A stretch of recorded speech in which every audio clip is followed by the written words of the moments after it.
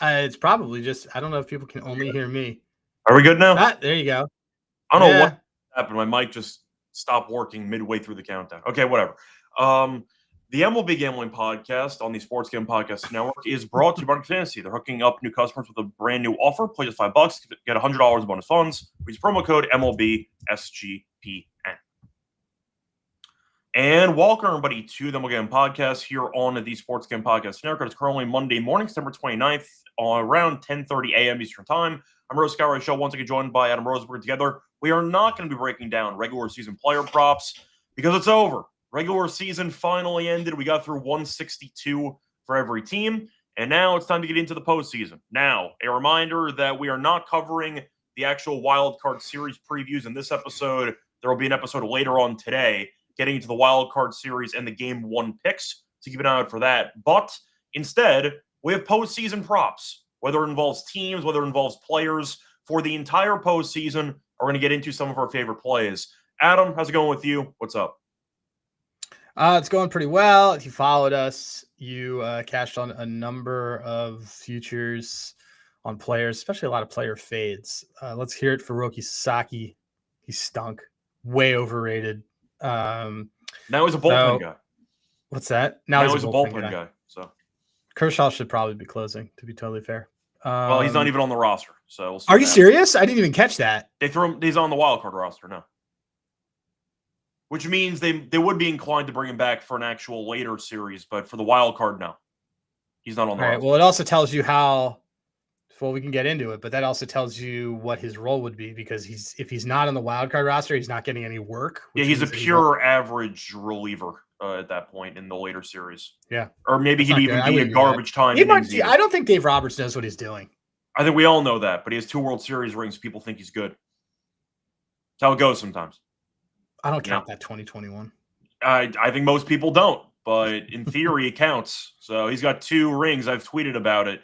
I don't care how many rings he has. I'll never think he was a good manager. But either way, point is Kershaw pitched the finale on Sunday because they didn't plan on using him for the entire Red Series. So there you go. That's why he's not there. Right. But anyway, I do want to ask you, first things first, how do you enjoy the last day of the regular season? I didn't watch. I was too busy cooking props with you. Yeah. Okay, that's a fair answer too. I mean, your team wrapped up everything, so you were just taking a nap on Sunday. Pretty much, yeah. It was great. I mean, it was fine. I had the couple last things that I was like looking at, because obviously, if the Yankees won you and I were pretty covered on the Yankees AL, the Yankees to win the East stuff, and that worked out really well.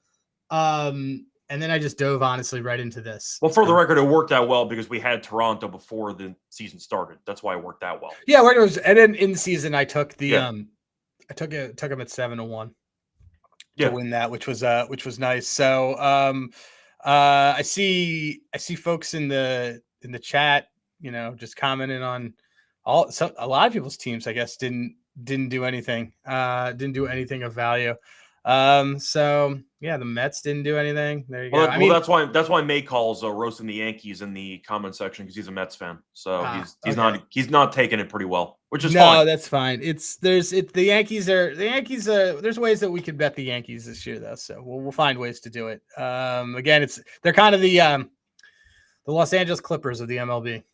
Yeah. Either way, point is, it should be fun in the postseason. Of course, no games on Monday. Game ones do start Tuesday. So all the props we're talking about here, you have a decent amount of time to actually get your plays in if you do end up wanting to tail the season-long or postseason-long futures. And we're going to kind of tell you guys, like, really just how to approach it, because don't approach it the same way you do the regular season. Yes, that's actually going to segue into the first point that I was going to ask you about. Before I actually get into that, a reminder that you could also check out all of our picks and podcasts in one easy location. Check out the SGPN app in the App Store. So make sure you download it. Free to download. Get easy access to all of our picks and podcasts. Instead of having to go through YouTube or Spotify to find each individual show, it's a lot easier because you can just use the app. And once you actually use the app, you'll be able to find all of our picks in one easy location.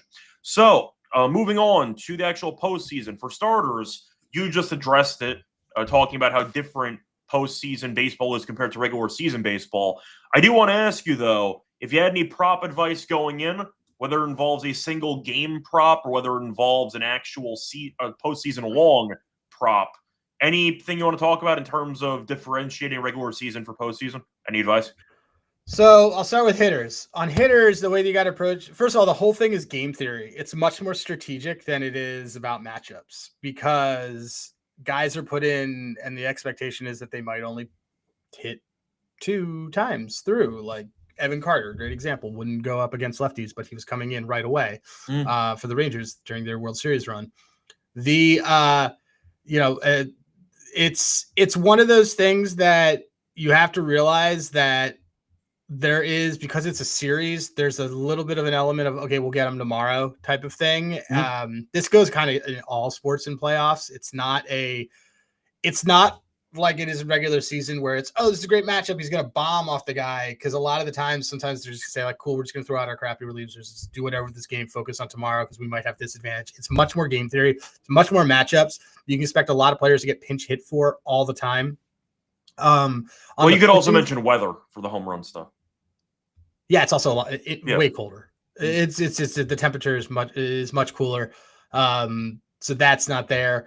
Also just generally speaking, like you want to look at teams that can do both, but yeah. So on pitching, it's quick hooks, man. Quick hooks are the thing, and also paying a lot of attention to who is expected to go the next day and whether or not they might get a quick hook. That is how you want to attack outs. Guys aren't there to put their pitchers out there for, like, they usually, each pitcher has probably about allocated like 15 more innings left the rest of the season. Like, they're not trying to get them to go out there and pitch another 20 innings.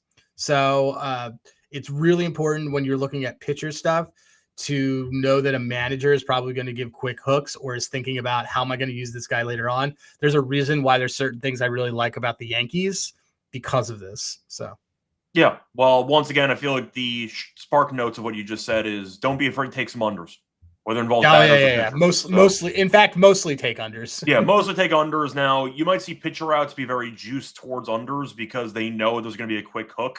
You can still pivot. If you want to go for under on other props, once again, it's going to be somewhat correlated, not entirely.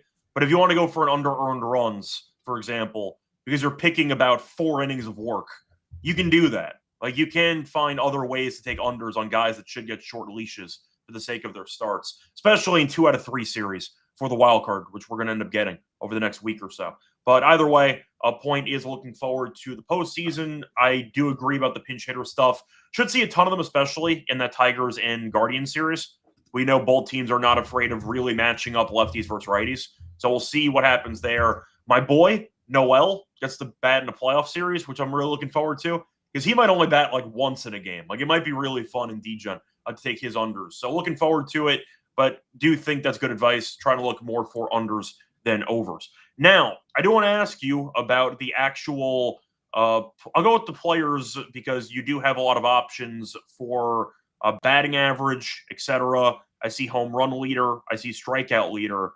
I do think we can save some of the batting average stuff for after. I'll start with the leaders because it's kind of the more fun market. Yeah. So reading off the home runs, I'm going to look at DraftKings. I see right now is the only book that actually has this market posted. We're a bit disappointed that more books haven't opened up stuff yet. I just looked up. Yeah, FanDuel's got nothing. And neither does MGM. There's something on Caesars that we saw. We'll mention that in a second. That's more team-oriented. But for actual player leader stuff, we only saw DraftKings. So we'll see if any other books open up some props. But for the postseason home run leader, Judge is at 450, Ohtani's at 5-1, Raleigh's at 650, Schwarber's at 9-1, Stan's at 10-1, Suarez is 12-1, Jazz is 18-1, Teoscar 25-1, and at that point it kind of opens up to a lot bigger prices. But if you wanted, for example, Harper or Freeman or Betts, those are all 30-1. I'll ask you, in this type of market, do you have any tips or any advice when it comes to trying to find value when you have that many players listed? Yeah, I mean, it's kind of a look. It stinks, guys, but like, these things are pretty chalky. So like, you don't have to go crazy. You can still find some value. Also, the guy who leads in the only 2 times in the last 10 years has someone who wasn't in the World Series led in RBI or home runs, yeah. and they were tied. Yeah. So the person who they also were tied with in a dead heat was in the World Series. So I don't, again, to the point, like, I don't think that, like, Judge obviously doesn't do great in the postseason, but he also does hit home runs still in the postseason. So it's kind of like whatever. If you're asking like who I like in these things, like I like Stanton a little bit in that stuff. But that's the big thing is, remember, look at what lineup protection looks like. A lot of these guys are going to get pitched around. It's part of the reason why, I have, like, one of the bets that you and I have in pocket is we have Cal Raleigh under 228 batting average, because that, we said this all year, is that he can hit home runs, but that's it. But when you get to the playoffs, the problem is that you pitch around those guys. Like we saw this I've seen this with the Phillies for a billion years. You see this, saw this actually with this Yankees lineup last year that was like Judge, Stanton, and nobody else, because they basically were like, oh, all right, well, we'll do it this way. Yeah. You could pitch around guys pretty easily. One of the reasons why I like that bet is because, like, he'll still, I just don't think, I think that they'll kind of sacrifice getting him on base to induce a lot of double plays. Inducing double, it stinks that we killed the double play market, because inducing double plays is the key to the postseason. Yeah, and also, as it's kind of correlated, but not the exact way of describing a double play, you want to control the run game.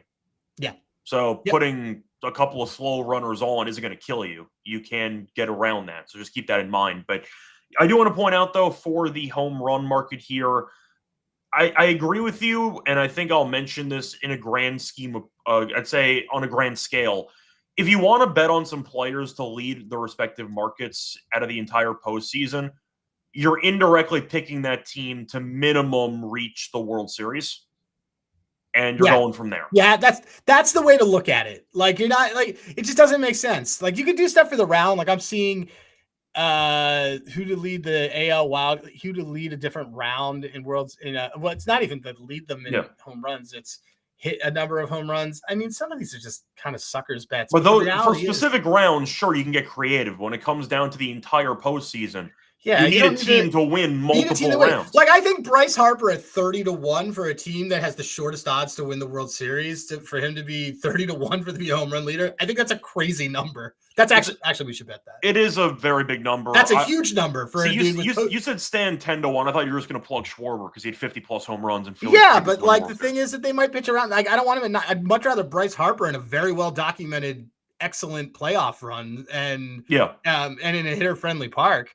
I mean, the reason why I'm high overall, and I think we could, we could talk about this a little bit as well, is, I know you're high on a specific Yankee team prop, because, like, I know I'm high on it because the Yankee side of the bracket is very hitter. It's Rogers Center, Fenway, and Yankee Stadium. Well, it's not Fenway; it's Yankee Stadium. But, right? Sorry, but that might. I mean, that's even better. And Rod, which is even better. It's even better. It's fine. But that's the thing. It's two very hitter friendly things on that side. And then I know we're kind of going around, but, like, there's one team prop we've seen out that you kind of liked because of this stuff. Yeah, I'll get into that in a second. But for player props, we can stick with this market, though, because we're kind of flushing it out now. You like Harper plus 3,000? I like Harper at 30-1. I like Harper at 30-1.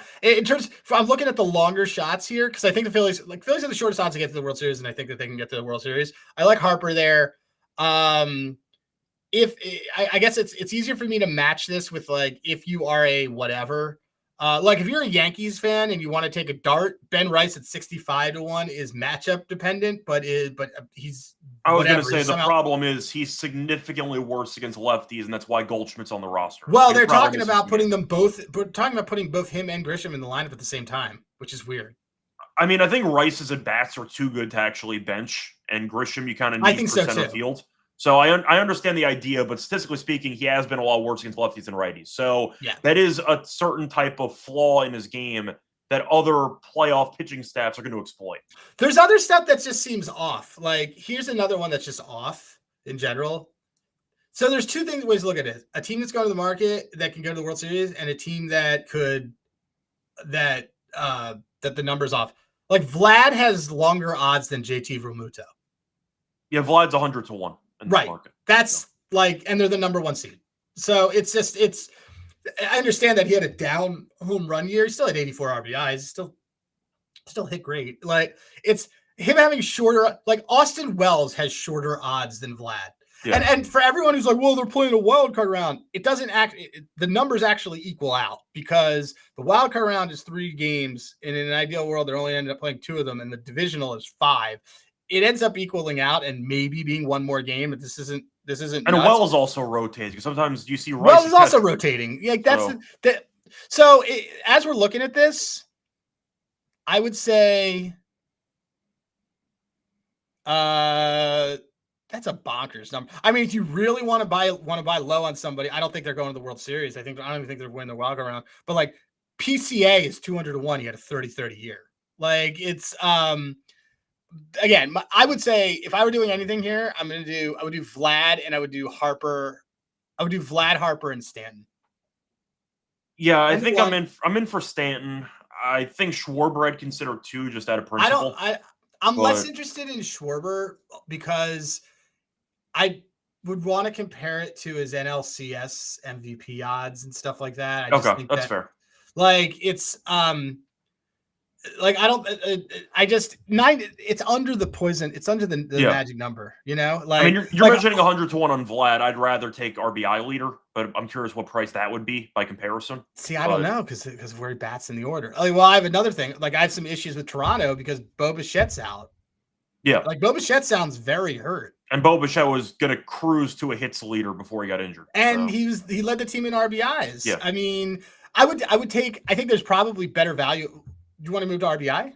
I don't have it listed. That's kind of the problem. Okay. So RBI, you really don't have RBI? No, I have nothing. New York doesn't have anything listed. All right, so I'll take this. Okay, so RBI, I'm on. I didn't even realize you had a market for RBI. That's why I just brought up Vlad. Just by no. Like so. Okay. I'll take the mic. Okay, there we go. All right. So, do we have to do any ad reads? Are you good? No, I can do it later. All right, cool. So RBI leader. This is really great call out. So RBI leader. It's so Judge is like plus 450 for home run leader, and he's 600 for RBI leader. Schwarber is 12-1 for RBI leader, which I like a little bit more, as he obviously was like RBI leader in the regular season. Yeah. Vlad's 18-1 for RBI leader. Last year, you and I won on Mookie. It was a dead heat, but we still won it. Like Bo Bichette's 30-1. And that's because they don't think he's in there. I like in this category, I like Cody Bellinger. Okay. Because he was second. He's second on the team in RBIs. And when he gets up, it seems that people are on base. Plus, he's got like really good postseason history. So he also bats behind Judge and before Stanton. He bats he's got great protection. High on base percentage guys. I like Cody a lot for RBI leader. Yeah, so I was asking about Vlad, by the way. Yeah, 100-1 compared to 18-1. Not exactly as appealing for the RBI. Yeah, well, it's more the bet on that is, do you think Vlad can carry that? Is going to carry that team from a power standpoint because he had a down power season. Yeah, you know. I was kind of hoping it wasn't that big of a differential between RBIs and home runs, but I mean, it's because here's the problem that ends up happening though. Because so a guy like Vlad, you got that number because they're like, oh well, he didn't hit a lot of home runs this year, so we can pitch to him some. The moment he hits 2 home runs and 2 at bats, they're going to pitch around him to get to Addison Barger, and who is not a threat to hit a home run. So yeah, in terms of like what I'm looking at this, so it's Judge 6-1, Ohtani 9-1, Cal Raleigh 9-1, Schwarber 12-1, Stanton 14-1, Machado 14-1, Freeman 14-1, Vlad 18-1.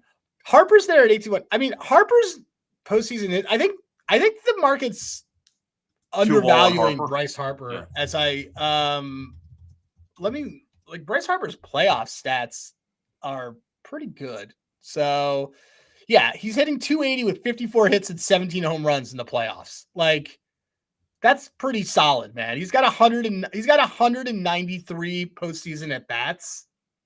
He's being treated like it's the first time that he's being treated like he had a terrible year. I don't know about that one. I think the other thing is that if you're going to have to pitch to Harper because he's right behind Schwarber. So he still had 27 home runs this year. He had 27 home runs. He had an OPS at 844. He had a quote unquote down year. Still had 261. 12 stolen bases. He still had an OBP of 357. I think at the end of the day, if you're looking for guys to go nuclear, you can get a good price. Yeah, I like the prices on Harper more than I like the price on Schwarber. Schwarber will win NLCS MVP if he has 2 home runs, things like that. I like that kind of stuff. Yeah, I think that the player I'll mention in that prop is actually going to be a Dodger. I like Freeman at 14-1. I like Freeman too for RBI leader. Yeah, looking at the numbers like here, Freeman had 90. He was second on the Dodgers, but he also played 11 games less than Ohtani. Yep. And he finished 12 RBIs behind. Well, he's also, look where he is in the lineup. Yeah, too. He's in a great spot in the lineup. Ohtani's probably batting leadoff, for being honest here. So you might get more guys on base for Freeman. He won World Series MVP last year. And on top of that, once again, he has a lot of experience. We think that lineup is going to do some damage against Cincinnati. They do play an extra 2 games minimum if they do get past it. But Freeman at 14-1, I like. I just think getting a team that was top 2 in runs per game and he's batting in a prime RBI spot, I think 14-1 is a great price. So I'll take Freddie Freeman in that market. Yeah. No, I think the 2 guys that I'm going to want, maybe 3, it would go Cody and Freddie. And then Harper, maybe. I want to find a way to back Harper only because the history is so deep, and I think that team goes deep. I don't think the problem with the Dodgers is that I don't think that the Dodgers are going to do well. I don't think the Dodgers are going deep. But I am a bit, I'd say, higher on the Dodgers than you are, but I wouldn't say I was high going into the postseason. I kind of just evaluated the teams, and I think that there are some teams that are kind of leaking oil entering the postseason. Philly's rotation's been injured. I think Suarez is okay. Got hit by a comebacker in his last start. I mean, we were getting hurt, didn't help. I still think Philly and the Dodgers. Sanchez is through 6 and Sanchez is a monster. Like Sanchez and Luzardo are monsters down the stretch. I think leaking oil is a little that wasn't only referring to the Phillies. I'm talking about like there are other teams around that are also not playing their best baseball entering the postseason. I don't know. Maybe I got blinded by Yamamoto, Snell, and Glasnow as your 3-game starters. So Glasnow's apparently Glasnow's not one of the starters. Glasnow's would be available out of the bullpen. They said. Wait, so then who's the other starter? They haven't announced. Oh, okay. Because it's not going to be Kershaw. It's not going to be Kershaw. But Glasnow, they're saying, is going to come out of the bullpen.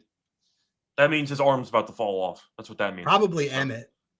Okay. Either way. I like Emmett. Yeah, I don't mind him. Glasnow's better, but yeah, I mean, of course. I also think, keep in mind that, if you're, so it sounds like we're cornering that other side of the bracket. So do you not have, what are your feelings then on Milwaukee? Milwaukee, I really love their path, but I don't like how they played the last couple of weeks. I mean, they took a nap. They have a history of falling apart in the playoffs. Woodruff got injured, which doesn't help because we know he's injured every damn year, and I like him a lot as a pitcher. You're looking at the rotation right now, and it's going to be Peralta. You're throwing Quintana for one of those games, and you're probably a Priester, who I know has been a monster this season, but we're still talking about Quinn Priester. So I was higher on Milwaukee before the Woodruff injury than I am now, obviously. And it took a nap for the last week too, which didn't help. But then there's also guys like on Milwaukee, the guys who I would look at, I'd look at guys who had down years. Like actually what's kind of wild is that I don't think I see anybody. So I kind of think this is insulting to that team. Third highest scoring team in the league. And I don't see anybody on Milwaukee until Yelich. We're talking about RBI, 40-1 right? For RBI leader. Yeah, I saw somebody in the comment section mentioning Yelich stuff. If they're going to, I would rather take Churio. Okay. Doesn't Churio about leadoff sometimes though? Isn't he sometimes top of the order? Sometimes, but they've done a lot of stuff with Sal and some things like that. Yeah. I mean, they're going to want Churio's the dude. He had a down year and stuff, but he's still he's the dude. And I like that. And then Churio's 50-1, dude. Yeah, what's Yelich by comparison? 40-1. But that's the highest one for a Brewer. That's really low. Yeah, I think I would take Yelich over Churio, but I get where your head's at. We're on the same page here for value. The problem I have with Yelich is that he's a walk machine too. Yeah, that's true. You want a free swinger. Yeah, I want someone who I know is going to swing at the ball. Yeah, so fair point. But something to mention there, if you want to go for a team that you think might go on a good run, you can get Milwaukee to make the World Series at plus 340. But you can go for RBI leader at 40-1 or 50-1. You might get yourself a massive long shot that has a chance. Right. So something to keep in mind. They also like this team. That's the thing is about that team. Yeah, to Trevor's point, one of the only things that Trevor has said that actually is of value. Terang or Fellick are going to be at the top of that order. So I kind of want a Terang for runs leader. If that was I haven't seen the market yet. Yeah, that's what I was going to say. I like Terang for a runs leader. I don't know if he's really the RBI guy. He had a good season in terms of power. But my point with the Brewers is that Brewers don't hit home runs. So like it's that. I mean, like I don't know, what's Yelich postseason stats look like? Yelich, his career in postseason, 235 with 16 hits, 2 homers, 3 RBIs. It's not great, but it's not horrific or something. It's not terrible, but it's not great. But yeah, I mean, it's more indicative of the teams that he's been on and how they've done. They've just kind of flamed out. So, and we didn't even mention Contreras getting hurt. That's another reason why Milwaukee. Oh, you know what might be fun? Wait, I guess. What about Andrew Vaughn? Are we sure he's going to play against everybody? Yeah, that's a fair point. I mean, in theory, anybody could have like a Pierce run. Well, I guess the point is that there's value on the Brewers if you really think about it. Yeah, because they were top 3 in runs and they're being disrespected. So yeah, and anybody can contribute in that lineup. Anybody can contribute in that lineup. Yeah. But anyway, that's going to wrap it up for the actual hitter props for postseason leader stuff. Before we get into anything else, a reminder that we are brought to you by our sponsor, MyBookie.ag. Who's Bookie? MyBookie. So using to bet on football, they have a prop builder, which is second to none. Using to bet on baseball as well. They're about as simple. Bet anything, anywhere, anytime. Use crypto for deposits and payments. You can sign up for a new account. Use code SGPN for 100%. Bet back bonus $100 to new customers. Go get the promo code SGPN. We're also brought by Novig, which is an exchange, the number 1 sports prediction market in the world. And a reminder, you can also use a Novig as an exchange to find some great prices in the market. It's available in a bunch of states, 35 plus to be exact. Download the Novig app, $50 when you spend $5. Use the promo code SGPN. Get on the actual Novig, promo code SGPN. Welcome back, everyone, to the MLB Gambling Podcast. Finish going through some postseason leader stuff. We do have some strikeout leaders, by the way, for pitching, if you want to get into that. But before we do that, though, I know you liked a couple of batting average stuff. You mentioned for Raleigh in particular. Yeah. I do want to ask you what your thought process is going in. Are you using regular season numbers, postseason numbers? How are you deciding where the value might lie in that market? I'm using Handigraphs, not only because I own that company, but because it's pulling in data from Baseball Savant. Stay away from Fangraphs. Fangraphs isn't going to give you any of the data that's consistent right now. Use Baseball Savant or use my site. And if you don't have an login to my site, I'll just DM me. I'll get you set up. But that's one of the things that's great about it is that it's pulling from live from Baseball Savant. Like I just did the Phillies right now over the last 15 games. And obviously it doesn't matter. They're off for a couple days. But part of the reason why I think that Harper, again, just to close the loop on that, why he has, I think, value, last 15 games, his WRC plus is 133. Yeah. So, I mean, that's still exceptionally good. Like on the Brewers, it would be.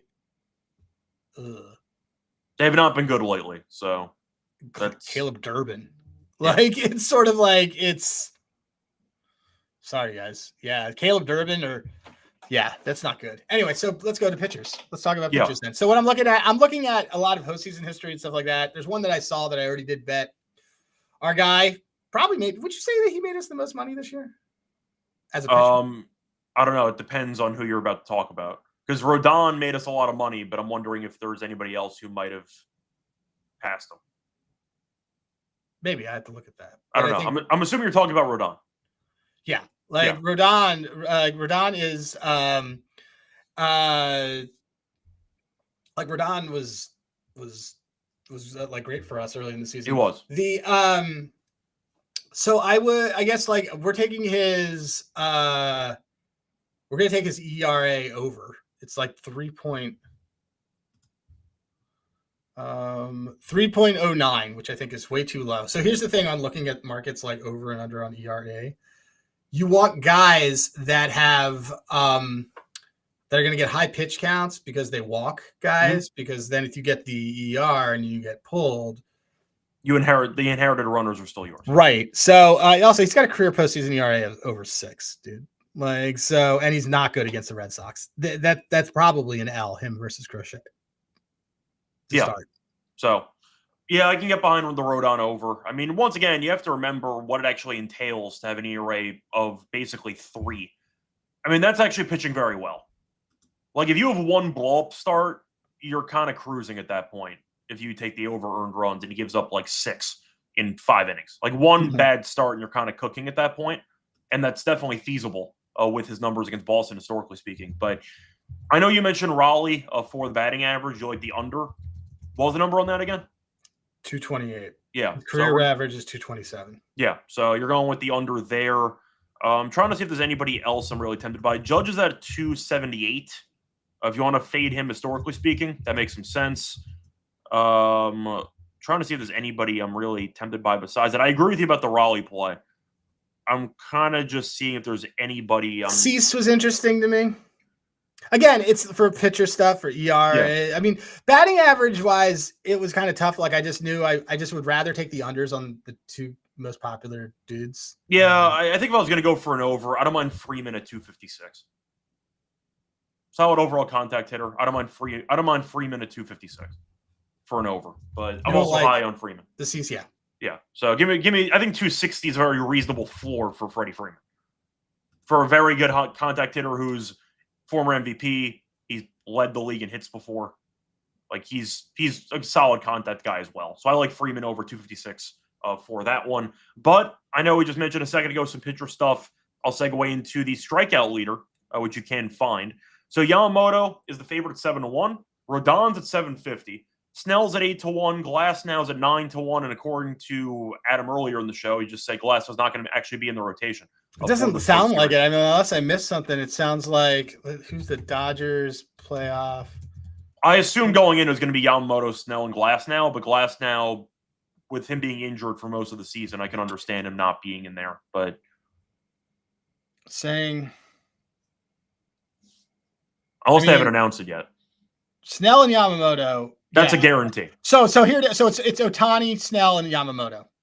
Ohtani's in the rotation? Yep, Emmett and Tyler are going to be available in relief. Okay, so that means Emmett is probably going to piggyback off of Ohtani. Okay, fair enough. Either way, Glasnow's 9-1, so as you can tell, that's definitely not the price you want at 9-1. Gilbert's at 13-1. Skubal's at 13-1. Fried is at 15-1. Crochet is 20-1. Sanchez 20-1. Luzardo 22-1, who tied for the actual lead in strikeouts. You have Schlittler 25-1. Wu 25-1. Cease 30-1. You kind of get the point. So I'm going to ask you, even though I know he's been a bit volatile for the last couple of months, do you like the value on Luzardo because he literally led the league in strikeouts? Yeah, I mean, I didn't even realize that he ended up leading it. I thought he tied in the national. Actually, he was tied. I'm curious if somebody passed him at the end, but he was definitely up there. For strikeouts. So he was tied with Crochet for. Hold on, let me just look it up. Strikeout leader MLB 2025. I know he was definitely on one of the top 5 minimum. Yeah, he was. He was like 6. He had 216. He was absolutely fantastic. Crochet had 255. So I like Luzardo a lot. But Luzardo finished tied with Skeens. He finished tied with Skeens. Yep. So the reason why I like Luzardo a lot, besides the fact that he has a sweeper that is like extremely hard to hit, and does very well. Will do very well in cold weather. 5th highest K per 9 in MLB since August 1st. And then he had the 2nd most strikeouts in MLB period since August 1st. He was only 1 behind Crochet. And it's not that the Dodgers or the Reds are particularly awful against lefties, but they are in the bottom 3rd. And I think they're going to just kind of lean on him for that kind of stuff because he just has that type of pitch to do it. I think that there's just pretty good value on what is arguably the Phillies strikeout pitcher. Like that's the guy who is left, and this is why they got it. And I'm looking. I also really like Cam Schlittner at 25-1.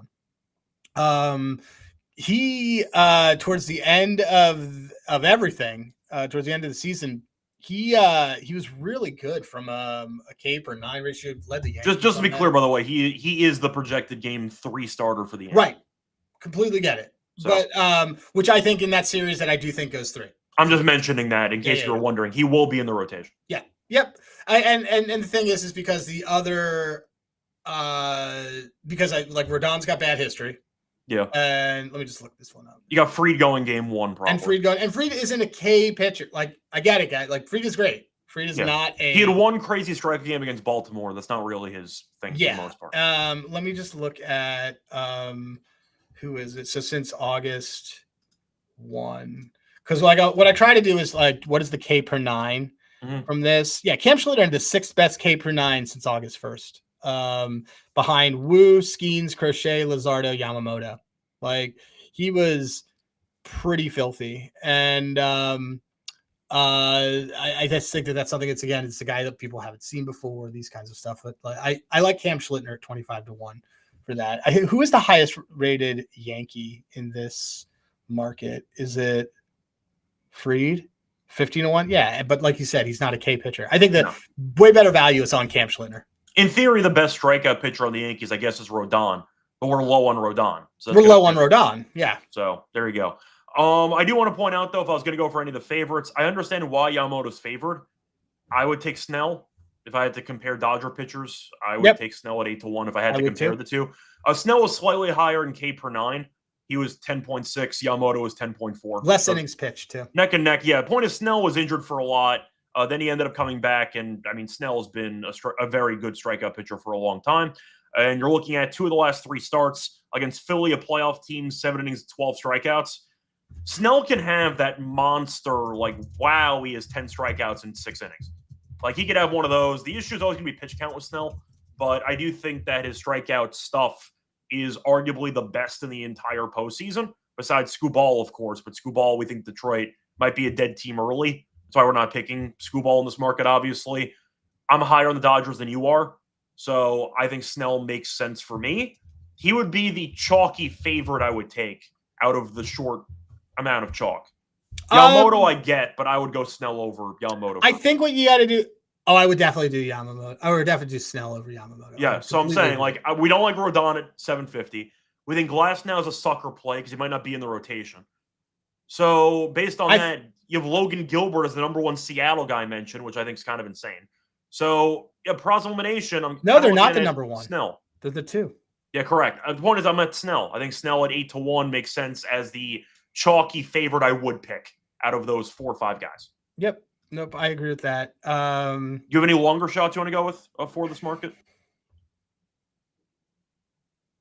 Crochet's plus 2,000 if you want to go for a Red Sox Cinderella run, but I don't think we're picking that.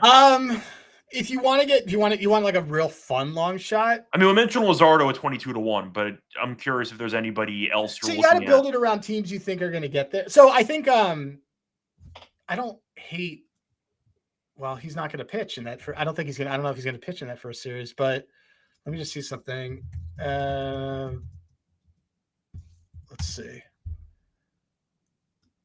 Yeah, I mean, so if you wanted to, okay, Aaron Nola at 50-1 isn't crazy. He was great last start. Well, the problem is that I don't think he's starting yet. I think, but I mean, he's got 58 Ks in 53 postseason innings.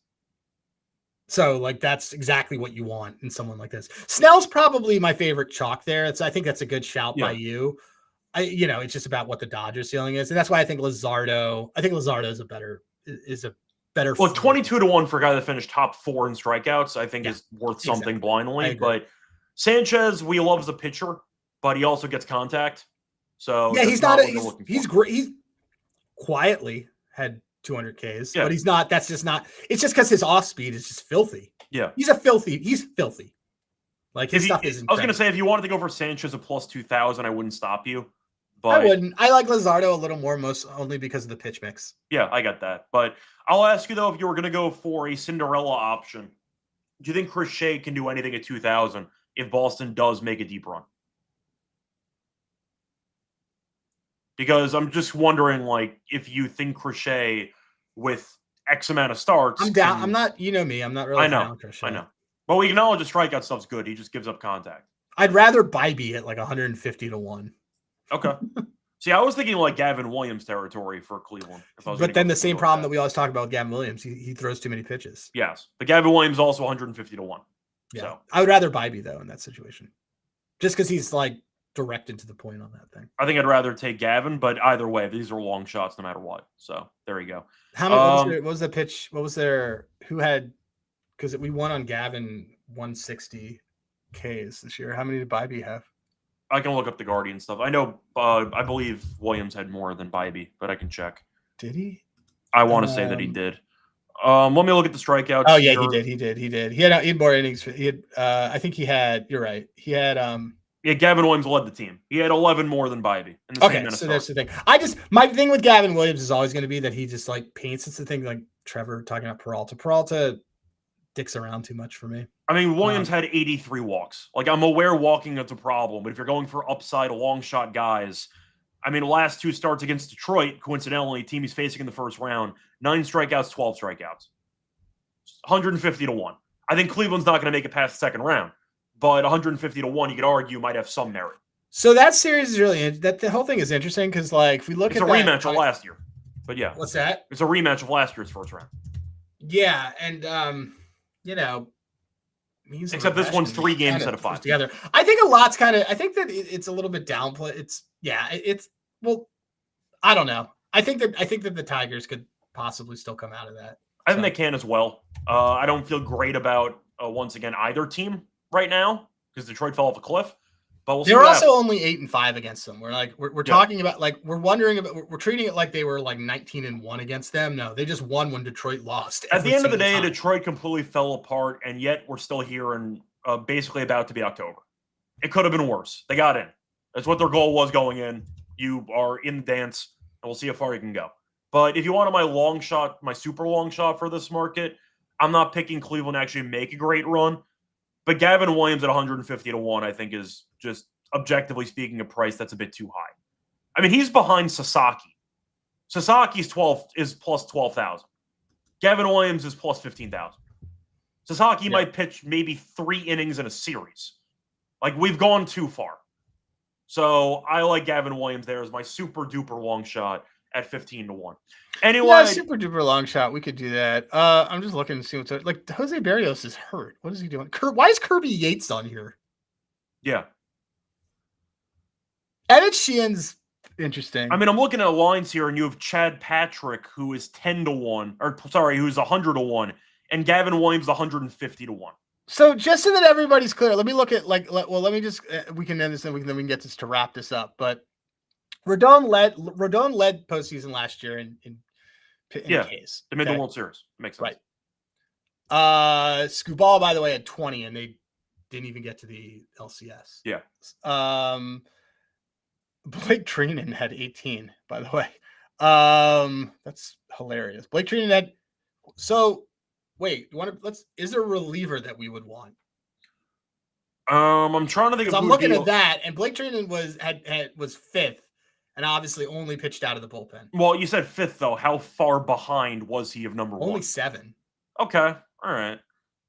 I don't know if there's really a reliever I'd want. It's just about usage. Yeah. I just don't. You have to be so efficient with your strikeouts out of the bullpen. Like a Valdi. Wow, Valdi had 41 in 23.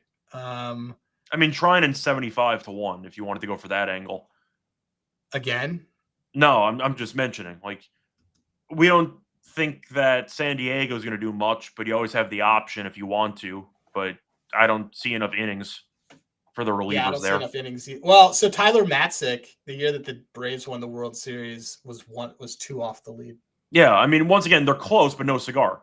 So I don't know if you actually want to take 13 games, dude. You pitching like every game for that player. Yeah, you struck out the side with Betts and Freeman, and you remember that series. Yeah. I'm just the last point I'll mention though on the Gavin thing. Luis Heel is plus 7,000. Luis Heel's not even on the playoff roster. He's 70 to 1, and I can get double the odds on Gavin Williams. Like, no, I would do Gavin. I would do Gavin. I'll mention that, but before we actually wrap it up with agree. Let's agree. Like, actually, let's right now just kind of say a couple that we agree that we're going to do. We're going to take Cal Raleigh under. Yeah. We're going to take Rodon over. Yeah. Let's take a dart on this Gavin 150. We also wanted to throw in Luzardo in there. Take Luzardo. We're definitely going to take Luzardo. Do we want Snell, or that was just a chalky option that if we had to pick one, we would take it? I think it's if we have to pick one. Okay. Because I don't mind that. And you mentioned some Harper stuff. And then some Harper stuff. I think we want Harper more than we want Schwarber. That's fine. I mean, the price differential is massive. So the price difference is crazy. Yeah. So I can get behind that too. And I wanted Freddie and Freeman. Yankees run leader. And I wanted Freddie Freeman RBI. Yeah. At 14-1. So there we go. That's going to wrap it up for the player prop stuff. I do want to mention one team prop market. I know the show's a bit long. It's fine. Deal with it. It's for the entire postseason. So we have a run scored market for the entire team. Milwaukee, despite not being the favorites to win the National League and despite not playing in the wild card series, are favored in the market. They are 6-1. The Yankees and the Dodgers are both 650. You have the Phillies at 7-1, Toronto at 8-1, Chicago 9-1, Padres 12-1, Red Sox 12-1, Mariners 14-1, Tigers 14-1, Reds at 16-1, Guardians at plus 2,000. So for starters, I talked about this yesterday with you in a Zoom, and you slept on it, and we reached the same conclusion. Why is Milwaukee favored in this market? I don't know. Maybe it's just I'm thinking that they'll go further. But it doesn't, the math doesn't work for me. I completely agree on this one. For the record, Milwaukee was a top 3 offense in the league. The teams in front of them, the Yankees and the Dodgers, so that doesn't really apply.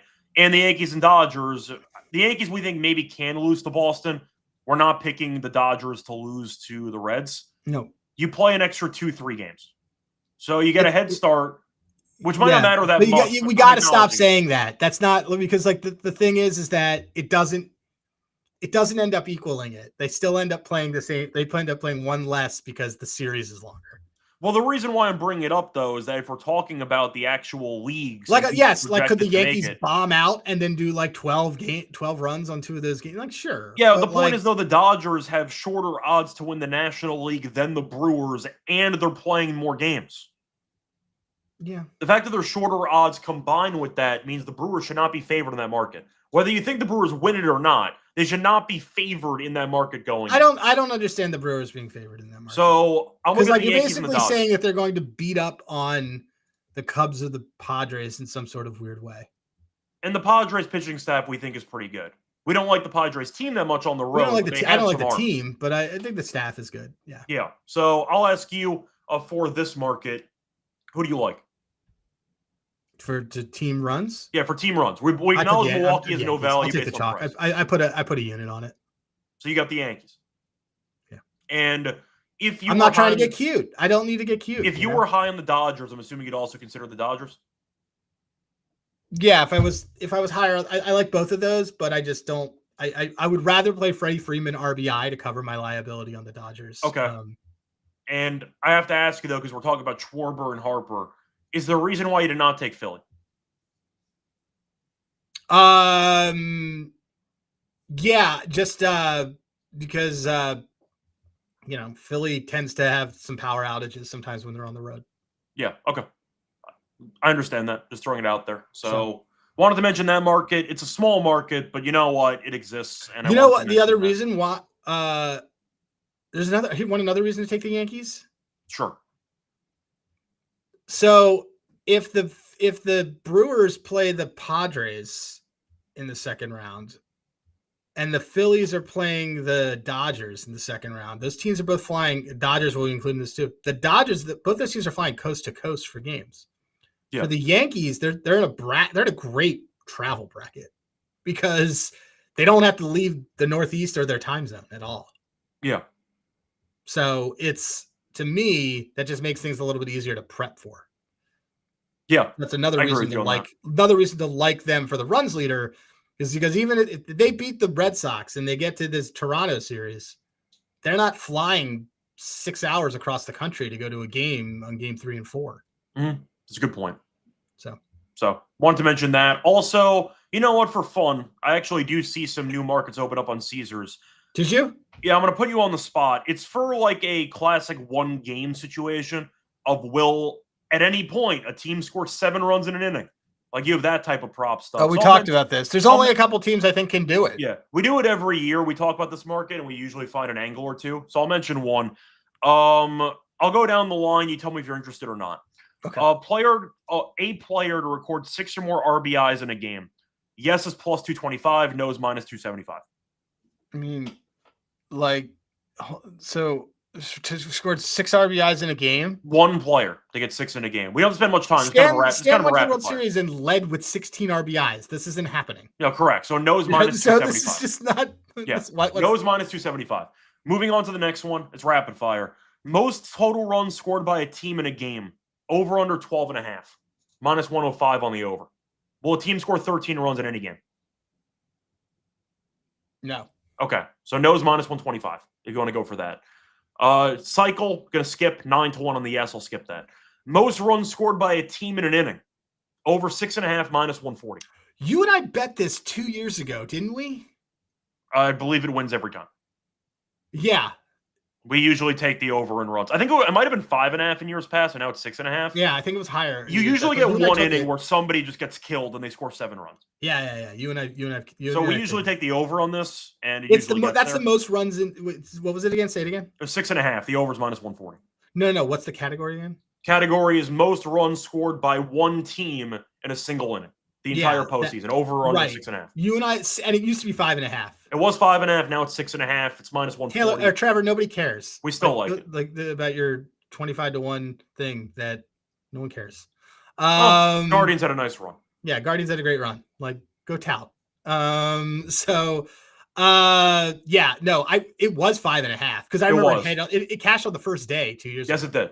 I forgot who got there, but it was the Rangers. It was the Rangers got there against the Rays. I want to say whoever played the Rays got there. Because Yandy Diaz just like dropped the ball. Like, that wasn't last year. That was 2 years ago. Yeah, I said 2 years ago. Yeah, 2 years ago it hit on the first day in like the first game. I think it was 1-0, and they scored like 6 runs in the ninth inning. Yeah. I think F1 shoved in that game, and they just didn't score the entire series. I think it might have been. It might have been. I don't know. Was that when? Yeah, it was definitely. I think F1 shoved, and then the bullpen fell apart in the ninth inning. But the point is, we blindly take the over on this prop every year, and we'll take it. And there was one I like, by the way, as the final one. Highest pitch speed for a game by one pitch. Over under 102.5. It's minus 180 on the over. This is really a. Give me the damn over. Yeah, this is a Durant. You know how many pitchers you have? That's one I do like, by the way. I would slam this one. You're looking at the pitchers that you have options for. I don't think Skubal is going to reach 103, but he can throw fast. Same thing with Hunter Green. John Duran. You have 104. You have Chapman. You have Mason Miller. Yeah, we should take the over. You have a bunch of pitchers who can throw 103. You need one pitch. One pitch to go 103. You're throwing in 3 elite flamethrowers. Yeah, I saw it posted a little while ago. By the way, Trevor, no, I'm not mad that I didn't tell you on the Guardians. I had plenty of wins without the steam chasing that you do.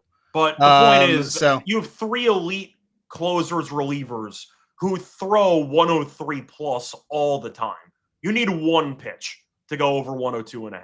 It's minus 180. I get it.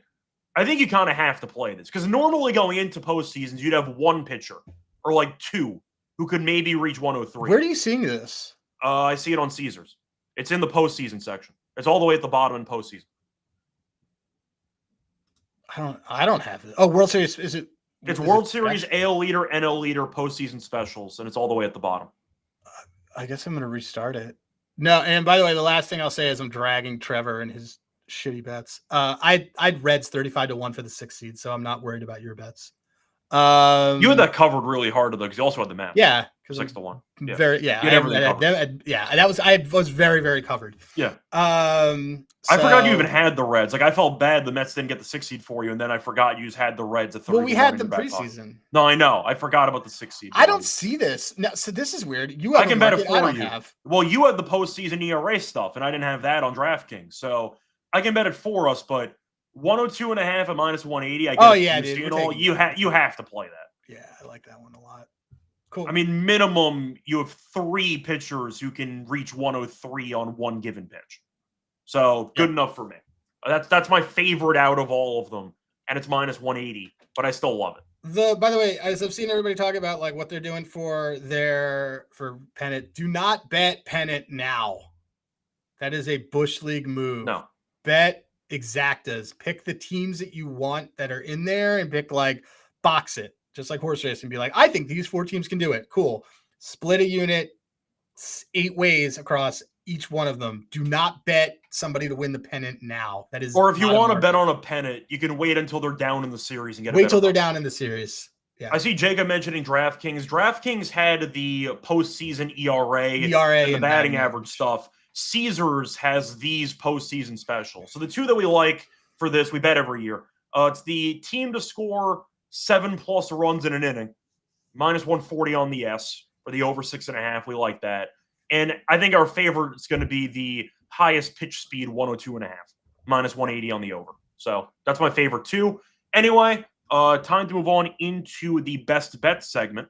Before we get into the best bets, a reminder, they're brought to you by our sponsor, Arnold Fantasy. You can play Fantasy Pick'em. You want 500 times your entry. Pick higher or lower on your favorite player stats. Available a ton of different sports as well. Use their brand new offer for the customers. Play just $5, get $100 bonus funds. Use promo code MLB SGPN. We're also brought to you by Rhythm. We're off to a great start in college football and the NFL. They have a leaderboard with week cash prizes just for tracking your bets in the app. Track 5 bets of the same type of any model, and you build, and you can win 1K. Use a promo code also for a discount. Use code SGPN25 when you download the Rhythm app for a quarter off the first month. Down the Rhythm app. Once again, promo code SGPN25. Welcome back, everyone, to the MLB Podcast. Finished going. We went an hour on this. I was going to say, talking probably. I was going to wrap it up, trying to get under an hour. But we're back. We just finished going through all the props that we actually like, different markets, etc. Adam, we're not going to do a normal underdog entry because I doubt we're going to have enough resources for that. But for your best bet, what is one prop that you love more than the other ones for the sake of postseason long action? Johan Duran, saves leader. And what was the price on that? $650. Okay. He's the dude. He is the dude. I'm going to lay the juice. Highest pitch speed, over 102.5, -180. I got to take it. I mean, Chapman can get to 104. Miller can get to 104. Durant can get to 104. That actually works. You could just roll this into that. Pretty much. Yeah. Okay, just do that. Yeah. I might slam the hell out of this number. You have 3 pitchers who can do it. So I got to be tempted. I'll take it. I know it's 180. It's juicy, but I think that might cash in the wild card round. I think that might cash immediately. So I would take that. Yeah, you actually owe me 186 exactly, so just rolled into this. You might have to actually consult the StatCast at the time to get the exact decimals for pitcher like velocity. Somebody's throwing 103. Yeah. And if it rounds up, you win anyway. So it's fine. So I'll take that as my best bet. Fastest pitch, any point in the postseason, over 102.5 at -180. Anyway, it's going to wrap it up. A reminder, if you want some thoughts on wild card series only action with game ones, coming out later today. So keep that in mind. Either way, Adam, the longest episode we've ever done. How do you feel? You tired? Yeah, a little bit. But okay, there you go. It'll be fine. But thank you for tuning in. Once again, hopefully you enjoyed the content. Looking forward to the postseason. Until next time, find me on Twitter, Rich Radio. Find him on Twitter at Hey Rosenberg. Until next time, good luck to all of you and all of your bets. Bye, everyone.